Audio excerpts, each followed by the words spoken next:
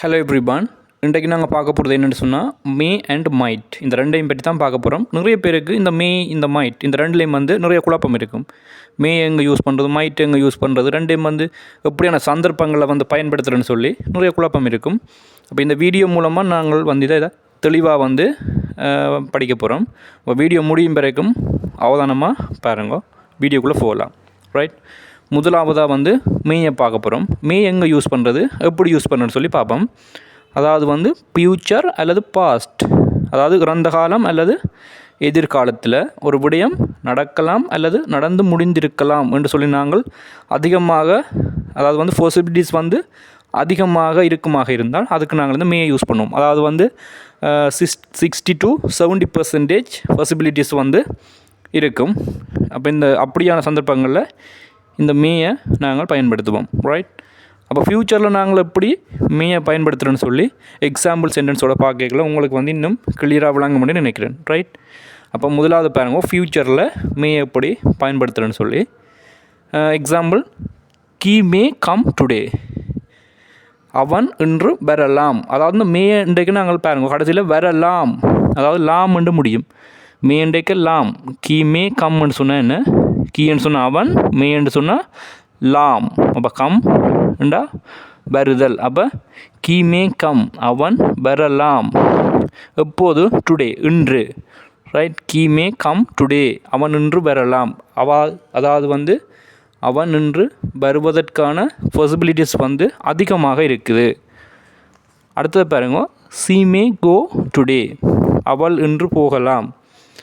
அவள் இன்று போவதற்கான சாத்தியக்கூறுகள் அதிகமாக இருக்குது என்று நாங்கள் நினைக்கும் போது இந்த மேயை பயன்படுத்தலாம்.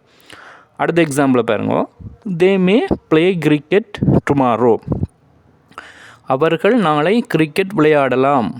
சரிதானே, அவர்கள் நாளைக்கு கிரிக்கெட் விளையாடுவதற்கான பாசிபிலிட்டிஸ் அதிகமாக இருக்குது.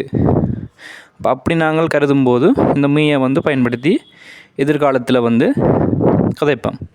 அப்போ அடுத்தது பாஸ்ட், இறந்த காலத்தில் இப்படி இந்த மேயை பயன்படுத்தி நாங்கள் கதைப்போம்னு சொல்லி பார்க்க போகிறோம். பாருங்க, he may have come today என்று சொன்ன என்ன, அவர் இன்று வந்திருக்கலாம். அதாவது ஒரு விடயம் நடந்திருக்கலாம் என்று சொல்லி நாங்கள் அதிகமாக நினைக்கும் போது, அது பாசிபிலிட்டிஸ் அதிகமாக இருக்குமாக இருந்தால் நாங்கள் இந்த மேயை பயன்படுத்துவோம்.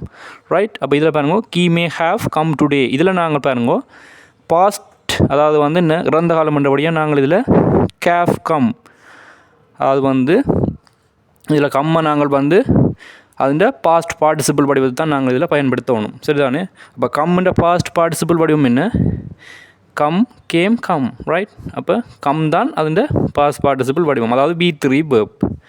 அப்போ இதில் பாருங்கள், கேஃபுக்கு பக்கத்தில் நாங்கள் B3 வேர்ப்பை போட்டோம்னு சொன்னால் என்ன, ஒரு விடயம் அதாவது அவன் வந்திருக்கலாம், நடந்து முடிந்திருக்கும். ரைட், அப்படியான ஒரு மீனிங்கை தான் தருது. பாருங்க, he may have come today, அவன் இன்று வந்திருக்கலாம், வந்திருப்பதற்கான பாசிபிலிட்டிஸ் அதிகமாக இருக்குது. அதே மாதிரி அடுத்தது பாருங்க, she may have gone today, அவள் இன்று போயிருக்கலாம். ரைட், அப்போ இதில் பாருங்க, சி மே ஹேவ் கோன், அப்போ கோன்ற பாஸ்ட் பார்ட்டிசிபிள் கோன், அதாவது கோ, வெண்ட், கோன். அப்போ இதில் நாங்கள் பாருங்கள் இந்த கேஃபுக்கு பக்கத்தில் கோன் பயன்படுத்துவோம். இப்போ பாருங்கள், she may have gone today, அவள் இன்று போயிருக்கலாம். சரிதானே, அடுத்தது பாருங்க, they may have played cricket yesterday, அவர்கள் நேற்று கிரிக்கெட் விளையாடி இருக்கலாம் அப்படின்னு சொல்லி தமிழ் மீனிங் வருது. அப்போ இது என்ன, இந்த அவர்கள் நேற்று கிரிக்கெட் விளையாடி இருப்பதற்கான பாசிபிலிட்டிஸ் அதிகமாக இருக்குது. சரிதானே, அப்போ இதுக்கு பாருங்க, பிளேட் ரெண்டு வருது இல்லை, base verb, sorry verb play. அப்போ நாங்கள் இதில் V3 வேர்ப்பாக யூஸ் பண்ணணும்னு சொன்னால் என்ன, பிளே, பிளேட், பிளேட். அப்போ நாங்கள் இதில் பிளேட் யூஸ் பண்ணியிருக்கோம். பாருங்கள், ஹேஃபுக்கு பக்கத்தில் they may have played cricket yesterday.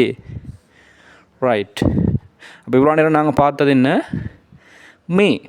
மேயை எப்படி நாங்கள் ஃப்யூச்சர் அண்ட் பாஸ்ட்டில் பயன்படுத்தியிருக்கோம்னு சொல்லி உங்களுக்கு தெளிவாக விளங்கி இருக்கும்னு நினைக்கிறேன். அடுத்தது நாங்கள் மைட்.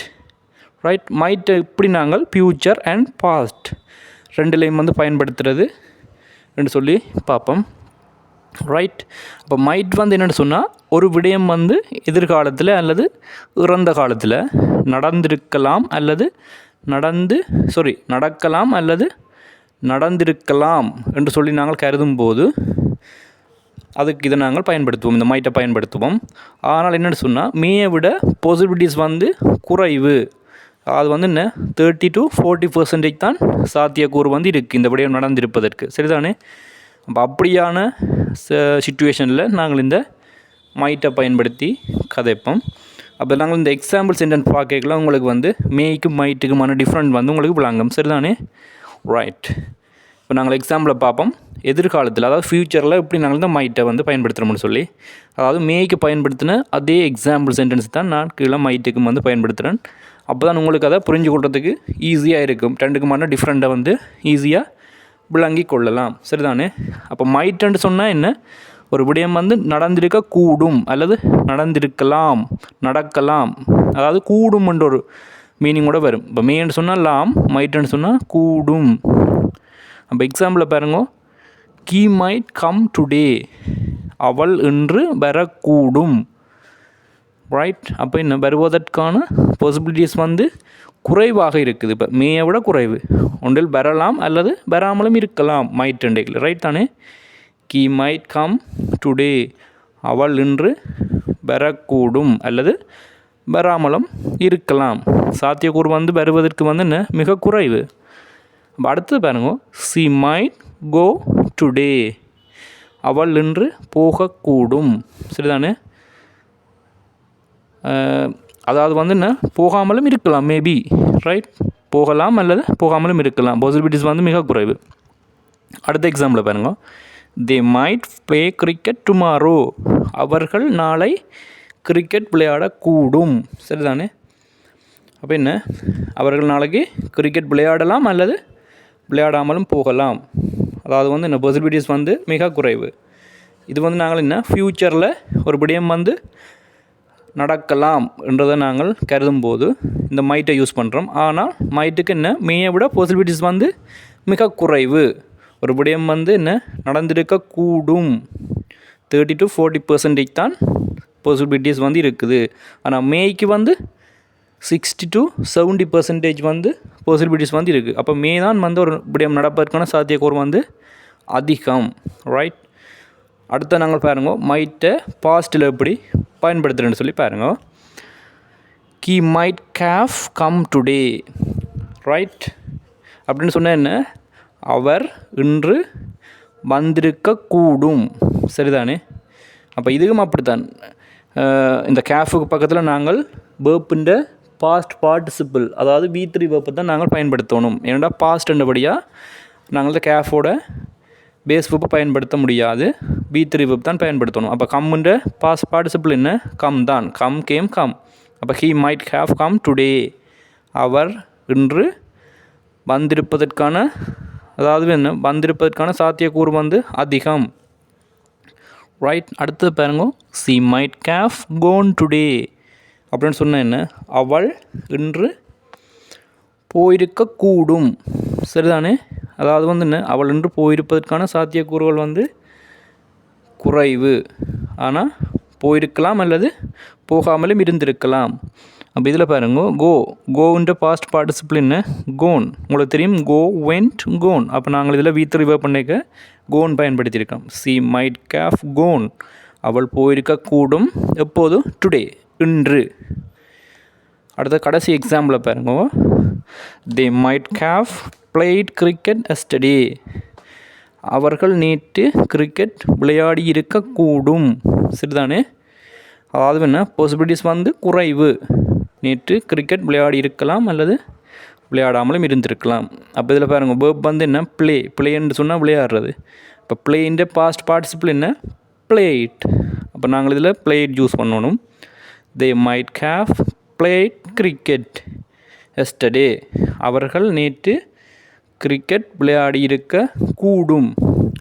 அப்போ உங்களுக்கு இந்த வீடியோ மூலமாக இந்த மே அண்ட் மைட் ரெண்டுக்குமான வித்தியாசம், மற்றது எங்கே இந்த ரெண்டு நாங்கள் பயன்படுத்துகிறோன்னு சொல்லி உங்களுக்கு ஓரளவு தெளிவாக விளங்கியிருக்கும்னு நினைக்கிறேன்.